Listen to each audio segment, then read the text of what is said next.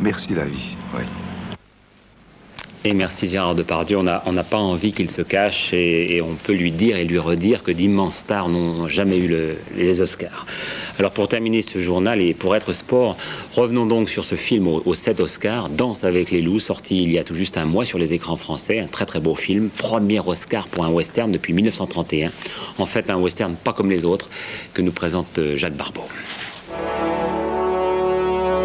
Une fabuleuse chasse au bison dans les plaines du Far West. Des Indiens en pleine guerre de sécession, une musique appropriée, et un blanc, le lieutenant Yankee, John J. Dunbar.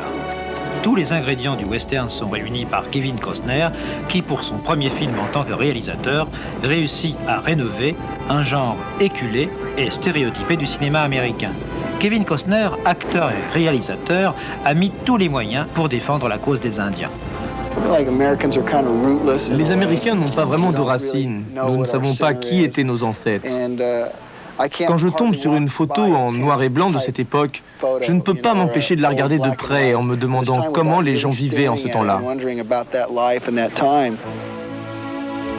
Le lieutenant Dunbar va non seulement apprivoiser un loup, ce qui lui vaudra son surnom, Danse avec les loups, mais surtout, il va s'intégrer à ce peuple qu'il comprendra jusqu'à tenter de devenir indien face à ses anciens compagnons d'armes. Mais au-delà des traditionnels affrontements entre les tribus Sioux et les troupes nordistes, Kevin Costner nous fait pénétrer dans l'univers du peuple indien qu'il fait parler en dialecte. Nous avons donné des cours aux figurants pour leur apprendre leurs répliques. Il a fallu traduire les dialogues anglais dans leur dialecte, puis on leur a fait écouter plusieurs fois leurs textes sur bande magnétique. Durant 3 heures, Kevin Costner prend donc fait et cause pour les Indiens d'Amérique. Normal, il a du sang indien dans les veines, son père était un Cherokee. Voilà, cinéma toujours dans quelques instants avec Kramer contre Kramer, 4 Oscars, celui-là, juste après la météo de Michel Cardoz, avec Dustin Hoffman et Meryl Streep, pas pour la météo mais pour le film.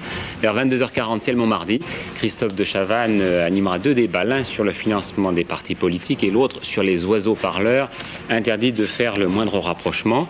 Et aux alentours de minuit 30, route El Krief pour le tout dernier journal, demain matin à 6h30 pour le tout premier, Florent Schall.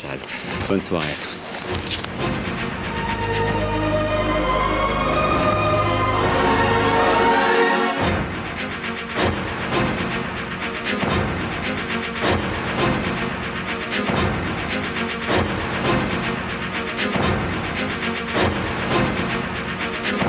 Les infos par téléphone au 36 6 5 4 3 2 1.